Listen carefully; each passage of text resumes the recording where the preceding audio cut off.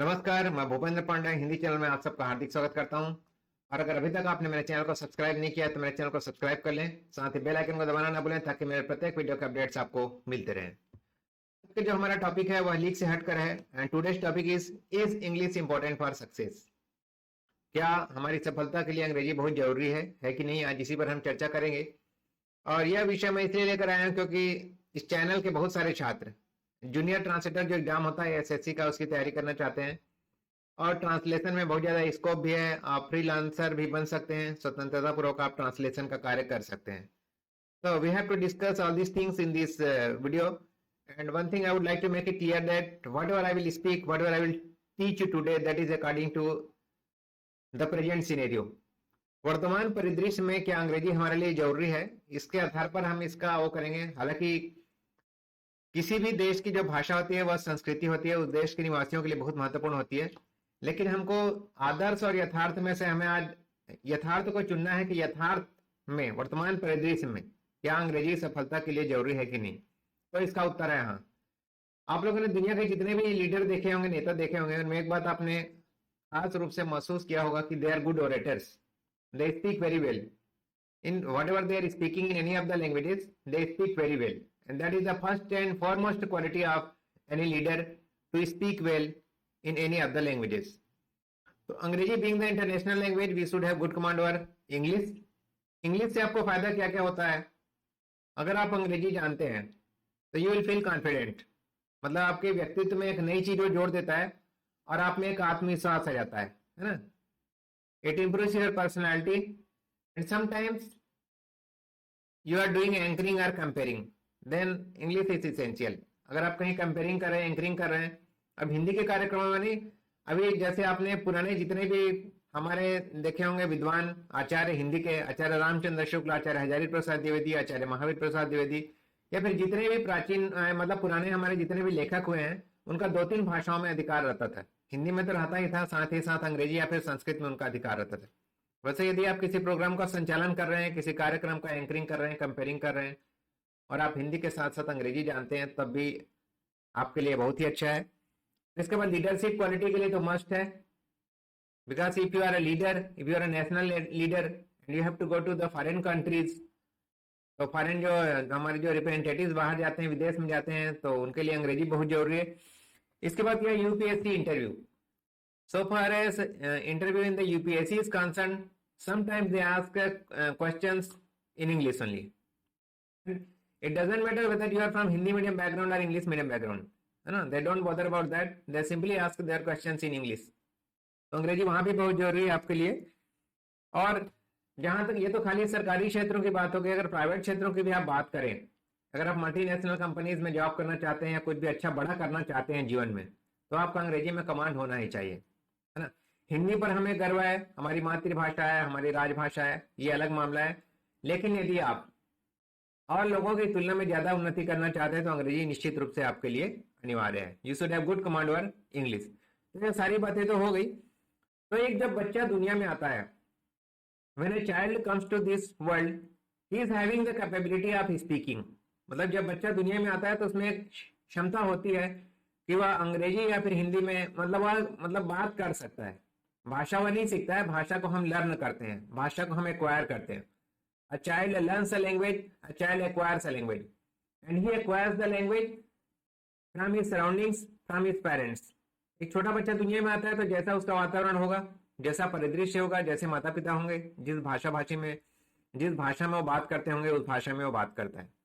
If you remember your primary early school days, primary days or pre-primary days, you know very well that in the beginning simply you listen to your teachers. जब आप भाषा सीखते हैं किसी school में जाकर, जब pre primary education में, तो क्या होता है शुरुआत में, जैसे आपका मदर टंग कुछ और होगा लेकिन आप स्कूल में कुछ नई भाषा सीखते हैं, वहां पर हिंदी या फिर इंग्लिश। तो 4 लैंग्वेज स्किल्स होते हैं। भाषा कौशल के लिए 4 चीजों को आपका सीखना होता है किसी भी भाषा को सीखने के लिए। L, S, R and W. L stands for listening, S stands for speaking, R stands for reading, and W stands for writing. Listening, speaking, reading, and writing. In the beginning, we simply listen to someone. Someone is speaking and we are listening. Then we learn the language, जैसे घर में माता पिता बोलते हैं बच्चा सीखता है। The second thing is speaking. जैसे आप स्कूल में शुरुआत में पढ़ने जाते हैं, टीचर आपको एक चार्ट दिखा के कुछ बोलते हैं, फिर चार्ट में उन चित्रों को बच्चा सीख जाता है। छोटा बच्चा चित्र को देख के पहचान जाता है कि यह कबूतर है या क्या है, या गमला है या गणेश जी है, या फिर ABCD या एप्पल है। तो चित्रों को पहचानता है, अल्फाबेट को नहीं पहचानता है। फिर बाद में वो क्या है, सुनने के बाद वह बोलना सीख जाता है, speaking. He listens first, then he speaks secondly, and the third one is reading. And after some times the third skill that a child learns is reading. उसके बाद वह पढ़ना सीख जाता है, अल्फाबेट को पढ़ना सीख जाता है। एंड लास्ट में राइटिंग सीखता है। So writing is the last skill. So if you want to learn any of the languages, you have to develop 4 language skills: listening, speaking, reading and writing. These are 4 skills. With the help of this, you can learn a language. इसके बाद जैसे कि मैं पाश्चात्य काव्य शास्त्र आपको पढ़ाता हूँ। पाश्चात्य काव्य शास्त्र जिसको हम हिंदी में पढ़ते हैं, उसको अंग्रेजी में कहते हैं इंग्लिश लिटरेरी क्रिटिसिज्म, है ना। इंग्लिश लिटरेरी क्रिटिसिज्म, जो कि मैंने इंग्लिश में भी MA किया और हिंदी में मैंने MPhil किया हुआ है। That's why I have good command over both the languages and I have good command over the literature and the criticism of both the languages. Okay, उसी चीज को मैं अंग्रेजी में भी पढ़ा हूँ, अंग्रेजी साहित्य में भी मैंने पढ़ा है, और उसी चीज को मैंने इसमें पढ़ा हिंदी साहित्य में, पाश्चात्य काव्य शास्त्र एंड लिटरेरी क्रिटिसिज्म। तो इसीलिए मेरी क्या है, उसमें समझ विकसित हो गई है, और इसको पढ़ाना और पढ़ना मुझे अच्छा लगता है, और आप छात्रों के द्वारा बहुत ज्यादा पसंद किया जाता है। मैं जानता हूँ कि बहुत सारे छात्र इस लेक्चर को नहीं देखेंगे, अवॉइड करेंगे, लेकिन जो देखेंगे उसका निश्चित रूप से फायदा होगा, तो इसलिए अंत तक मेरे साथ आप बने रहें। अब एक उच्चारण जो होता है, उच्चारण भी बहुत महत्वपूर्ण हिस्सा होता है। इंग्लिश हमारे लिए बहुत ही मस्त है। यदि आप वर्तमान परिदृश्य में यदि आप सफलता प्राप्त करना चाह रहे हैं, ऐसा नहीं कि खाली हिंदी बस जानते हैं तो आप सफलता प्राप्त नहीं करेंगे, लेकिन यदि 2 लोग समान योग्यता के लोग हैं, किसी इंटरव्यू पैनल के समक्ष जाते हैं, तो जिसका अंग्रेजी में ज्यादा कमांड होगा, निश्चित रूप से वहां पर उसको प्रधानता मिलेगी, प्रमुखता मिलेगी। तो हमेशा ये ध्यान में रखें, और इसको सीखना कोई बहुत कठिन नहीं है। मैं इसका कोई प्रचार नहीं कर रहा हूँ, किसी कंपनी का प्रचार नहीं कर रहा हूँ कि इसमें एडमिशन ले लीजिए, उसमें एडमिशन ले लीजिए। तो जेन्युइनली जो अप्रोच है, जो सही अप्रोच है, जो सही गाइडेंस है, सही मार्गदर्शन है, मैं आपको दे रहा हूँ। तो you have to learn this because so many students are preparing for junior translator exams. With the help of that they can join any of the government institutions and they can be promoted up to the post of director, जो कि class 1 officer होता है, वहां तक वो promote होते हुए जा सकते हैं, या फ्रीलांसर भी कर सकते हैं। तो अब इसमें दूसरी बात जो आती है, इंग्लिश के लिए क्या उच्चारण का महत्व है, अंग्रेजी नहीं किसी भी भाषा के लिए pronunciation plays a very important role. Pronunciation plays a very vital role in any of the languages. उच्चारण भी आपका शुद्ध होना चाहिए। अंग्रेजी के बारे में कुछ लोग यह कहते हैं कि ग्रामर कोई जरूरी नहीं है, आप गलत भी बोल सकते हैं।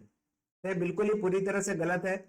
जैसे whenever we are driving our vehicle, then we have to follow the traffic rules, है ना। You have to, whenever you have to change the lane, then you have to give the indication so that another driver can understand that you are turning somewhere.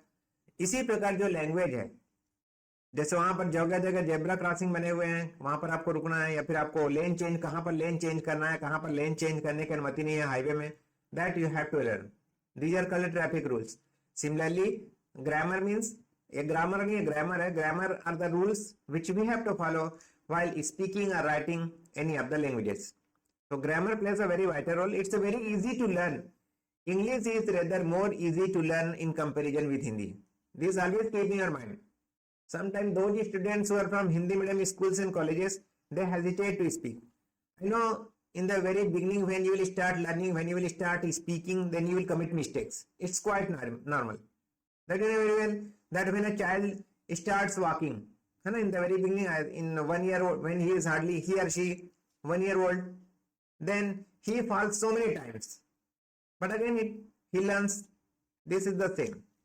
मतलब कोई भी काम हम सीखते हैं तो क्या होता है, शुरुआत में हमें उसमें कठिनाइयां आती भी है, तो बहुत ही आसान है इसको सीखना, इसमें कुछ नहीं रहेगा। ग्रामर भी आप में अच्छा होना चाहिए, और लैंग्वेज को हम एक्वायर करते हैं। And now this question arise in your mind, this question arises in your mind that how to learn it. तो पहला कैसे लर्न करना है इसको। तो ये जो पहला स्किल है लिसनिंग, ये कहाँ से आप सुनेंगे, तो जो टीवी के प्रोग्राम्स हैं, जो रेडियो के प्रोग्राम्स हैं, या फिर कोई यहाँ पे कोई अच्छा वक्ता आकर बोल रहा है तो आप उसको सुन सकते हैं, या फिर कोई टीचर वगैरह बोल रहे हैं स्कूल्स में, कॉलेजेस में। और मैं तो हमेशा बच्चे को बोलता हूँ कि अगर ग्रेजुएशन BA में कोई ग्रेजुएशन कर रहा है तो उसको इंग्लिश जरूर साथ में लेना ही चाहिए। हिंदी ऑनर्स अगर कर रहे हैं तो अंग्रेजी भी आपको साथ में लेना ही चाहिए, यदि आपको विकल्प मिलता है तो मैं हमेशा बच्चों को ये बोलता हूँ। तो ये आप टीवी प्रोग्राम हो गया या फिर रेडियो हो गया, यहाँ पर आप इसको सुन सकते हैं। इसके बाद आप अपने मित्रों के साथ कन्वर्सेशन कर सकते हैं। You can converse with your friends. तो आप दोस्तों के साथ, उनके साथ क्या है, कोई औपचारिकता नहीं रहती दोस्तों के साथ। यदि आप गलती भी करते हैं तो आप एक दूसरे की कमी नहीं निकालनी है, आपको एक दूसरे को क्रिटिसाइज भी नहीं करना है, आपको हंसना नहीं है, आपको सिर्फ सीखना है ना। और इसके बाद आज जहां पर भी आप देखेंगे जो इंग्लिश में बोलने वाला जो व्यक्ति होता है, जैसे कि आप एयरपोर्ट में चले जाएंगे, it doesn't matter whether that airport is domestic और international airport, as soon as you will enter then English starts, you know very well. I don't know what happens to the people that as soon as they enter in the airport, in any of the airport premises, they start speaking English. I am unable to understand. It is considered in India that English is the language of elite class. अभिजात के वर्ग की भाषा है ऐसा समझा जाता है, हालांकि ऐसा कुछ नहीं है। अंग्रेजी सिर्फ एक स्किल है, लेकिन वर्तमान परिदृश्य में जैसे कंप्यूटर और अंग्रेजी का ज्ञान आपको अनिवार्य रूप से होना ही चाहिए। तो ये कुछ महत्वपूर्ण बातें आपको बताया हूं मैं। और यदि आप जूनियर ट्रांसलेटर एग्जाम की तैयारी कर रहे हैं तो आपका हिंदी और इंग्लिश दोनों में बराबर कमांड होना चाहिए, तभी आपका सिलेक्शन होगा। If you are having good command और both the languages Hindi and English, then only you will be selected for that post. And इसके साथ ही साथ आपको दोनों ही भाषाओं के इडियम्स एंड फ्रेजेस की भी जानकारी होनी चाहिए, मुहावरों लोकोक्तियों का भी पूरी तरह से ज्ञान होना चाहिए। You should know how to use it, है ना। तो आपको मालूम होना चाहिए कि इनका प्रयोग आपको कैसे करना है। तो ये कुछ बातें जो मैं आपको बताना चाह रहा था वो है, एक बात हमेशा ध्यान में रखिए, चाहे कोई भी भाषा हो, उसमें यदि आपका कमांड अच्छा है तो कुछ ना कुछ आप दूसरों से हमेशा अपने आप को बेहतर महसूस करेंगे। हर दुनिया में जितने भी लीडर हुए हैं, जितने भी बड़े नेता हुए हैं, उनमें एक गुण बहुत ही खास रहता है, वो है बोलने की शैली, बोलने की क्षमता। वर्तमान समय में बहुत से लोग ऐसे हैं जिनका खाली हिंदी में या फिर अंग्रेजी में कमांड है और उनका कितना नाम है देश में। I don't want to glamorise anybody, मैं किसी को ग्लैमराइज करना नहीं चाहता हूं, लेकिन आप अपने आसपास इर्द गिर्द देख सकते हैं, चाहे देश के शीर्षस्थ कवि हो, चाहे देश के शीर्षस्थ राजनेता हो, लेकिन यदि उनमें भी आपने देखा होगा जो हिंदी के जो बड़े बड़े साहित्यकार हुए हैं, हिंदी के जितने भी बड़े बड़े साहित्यकार हुए हैं, उनका अंग्रेजी में बराबर कमांड रहा है। जितना कमांड उनका हिंदी में था, उतना ही कमांड उनका अंग्रेजी में ही था। इसके बाद भी यदि आपके मन में कोई प्रश्न हो तो आप पूछ सकते हैं। तो आपको संक्षेप में मैं ये बताना चाहूंगा कि यदि आप अंग्रेजी जानते हैं तो उसका क्या क्या लाभ है। यदि आपका अंग्रेजी में अच्छा कमांड है तो आप में कॉन्फिडेंस अच्छा रहेगा औरों की तुलना में, भले ही आप हिंदी साहित्य के छात्र क्यों ना हो, ये ध्यान में रखिए। अगर आपका अंग्रेजी भाषा में ही अच्छा अधिकार है, you will be very much confident in comparison with the other students of the same faculty and same branch. The second one is, with the help of English, you will improve your personality. That if you are having good command or English, you will feel confident and you will have very impressive personality. जैसे कि यदि कोई व्यक्ति किसी व्यक्ति को आप पहली बार देखते हैं तो सबसे पहले आपको वेशभूषा को, उसकी आकृति को देखते हैं। उसके बाद जब वो बोलना चालू करता है तब वास्तव में 2 मिनट के अंदर आपको पता चल जाता है कि कितनी गहराई है इसमें, है ना, कितना ज्ञान है इसमें। इसके बाद यदि एंकरिंग या कंपेयरिंग कर रहे हैं, है ना, तो ये भी एक नेतृत्व का बहुत अच्छा गुण है। whenever you get any type of opportunity to do any anchoring or comparing of any of the programs, you should not avoid it. You should try to speak, you should try to go to the stage, then you will improve your confidence. ये आपका आगे जीवन में बहुत काम आता है। जो बोलने वाले होते हैं हमेशा आपने देखा होगा वे लोकप्रिय होते हैं। इसलिए यदि आपको कभी भी स्टेज में जाने का मौका मिलता है, कंपेयरिंग करने का, एंकरिंग करने का मौका मिलता है, तब आपको जरूर वहां पर जाना चाहिए। धीरे धीरे आप ये स्किल डेवलप करते चले जाते हैं। In conversation, if you are having good command over English, then you can converse with others very easily, maybe in airport or any multinational companies or anywhere. आजकल तो हिंदी के लिए 1 दबाएं, अंग्रेजी के लिए 2 दबाएं, इस टाइप के कॉल सेंटर में भी कॉल करते हैं तो यह बटन आता है। अब being English an international language, you should learn it and you should have good command or English, and it is an skill. It is not related with your intelligence or your talent. मतलब ये आपके talent या आपके प्रतिभा को निर्धारित नहीं करता, ना उस पर निर्भर करता है। ये एक स्किल है जो आपको सीखना है, ठीक है। यूपीएससी इंटरव्यू, भले ही आप हिंदी साहित्य को वैकल्पिक विषय लेकर आप यूपीएससी के इंटरव्यू बोर्ड तक पहुंच जाते हैं, लेकिन आपको अंग्रेजी के संबंध में आपको वहां भी चुनौती का सामना करना ही पड़ेगा। मेरी बात को आप ध्यान में रखिएगा, ओके। तो you should have good command over English before you appear in the interview, and hardly if you will spend 2 to 3 months to learn English, you will be fluent in English. अगर आप गंभीरता से 2-3 घंटे time देते हैं तो न केवल बहुत सारे एग्जाम्स भी आप क्वालिफाई कर पाएंगे। जूनियर हिंदी ट्रांसलेटर की जहां तक बात है, इस एग्जाम को क्वालिफाई करने के लिए दोनों भाषाओं में आपका कमांड तो होना ही चाहिए।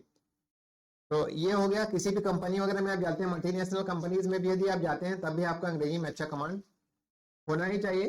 तो आप अपने दोस्तों से रीडिंग, मतलब practice makes a man perfect, practice makes a man perfect, इसका मतलब यह है कि बार बार अभ्यास करने से आप क्या है, इन चीजों को सीख जाते हैं।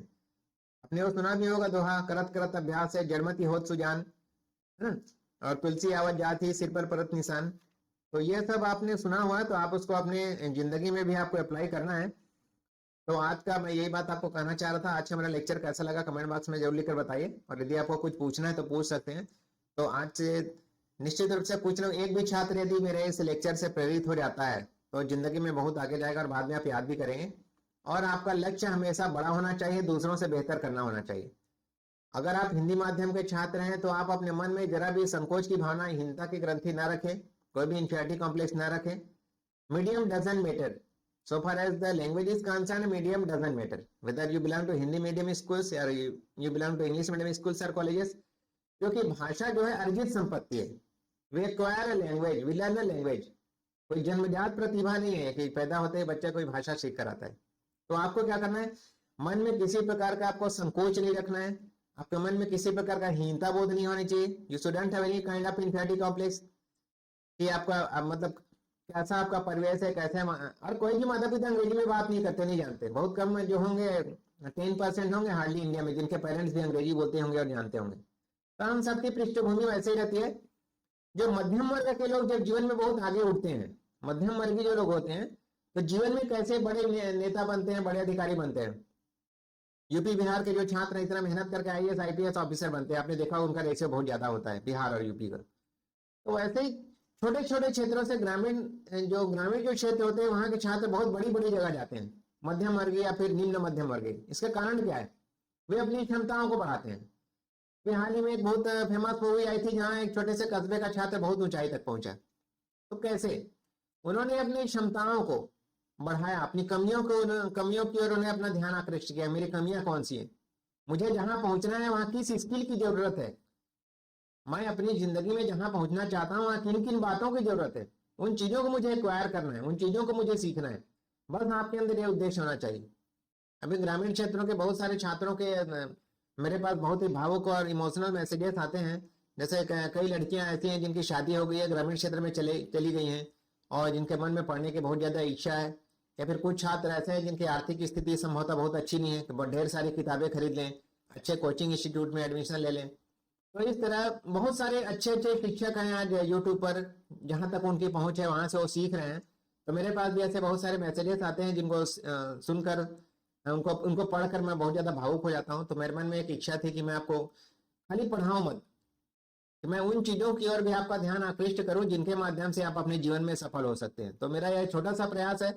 मैं नहीं जानता कितने लोग यहाँ तक देखेंगे इस वीडियो को, क्योंकि लोग ऐसी बातों से जल्दी बोर हो जाते हैं, क्योंकि एंटरटेन वाला कोई प्रोग्राम या कोई वीडियो नहीं है जिसमें लाखों और मिलियंस में व्यूज आते हैं। तो मैं कोई अपेक्षा भी नहीं रखता। यदि एक भी छात्र की जिंदगी में रोशनी आ जाता है इस वीडियो से, वो अपनी जिंदगी में कुछ कर पाता है, कुछ नया सीख पाता है, उसके अंदर उम्मीद की किरण जग जाती है, उसके अंदर महत्वाकांक्षा जग जाती है और वह किसी मंजिल तक पहुंच जाता है या फिर मंजिल की ओर अग्रसर हो जाता है, तब मेरा आज का यह प्रयास सार्थक होता है। तो आज अपने कमेंट बॉक्स में कमेंट लिखकर जरूर बताएं, साथ ही सभी छात्रों तक इसे पहुंचाने का प्रयास करें। तो आज की जो बात है, is English important for your success? Yes, English is important for success in the present scenario और इन इंडिया। ओके, तो वर्तमान में भारत में जो परिदृश्य है, जो वातावरण है, इसमें अंग्रेजी का यदि आपको ज्ञान है तो निश्चित रूप से आप अपने आप को दूसरों से बेहतर स्थान पर पाएंगे। इन्हीं शुभकामनाओं के साथ धन्यवाद। जय हिंद, जय भारत।